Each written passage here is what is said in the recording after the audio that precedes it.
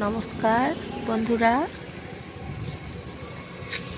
চলে এসেছি আমি 108 শিব মন্দির। 108 শিব মন্দির এসেছি এখন।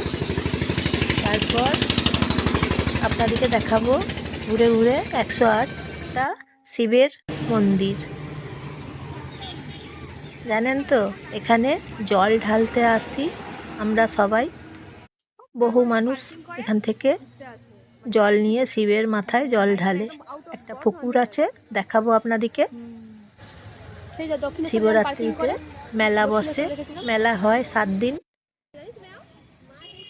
আর তাছাড়াও সবাই এখন পর্যটকরা আসছে, শীত পড়েছে তাই সবাই আসছে, দর্শন করছে 108টা শিবের মন্দির। সবাই দর্শন করছে এখন। এই যে দেখুন, গাড়িগুলো নিয়ে এসেছে, গাড়িগুলো করে এসেছে, সবাই দর্শন করছে শিবের মন্দির। খুব সুন্দর, এলে এখানে খুব শান্তি পাবেন, একদম শান্তি আছে। কি ভালো লাগছে জানেন তো, এখানে থাকছি মনে হচ্ছে যেন অনেক শান্তি পাচ্ছি।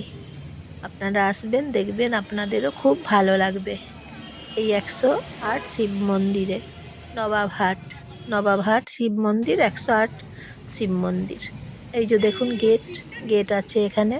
তাছাড়াও এখানে সব কিছু রাখার ব্যবস্থা আছে, জুতো রাখার ব্যবস্থা আছে, খাবার জল আছে, ব্যাগ রাখার ব্যবস্থা আছে, সমস্ত রকমের ব্যবস্থা এখানে আছে।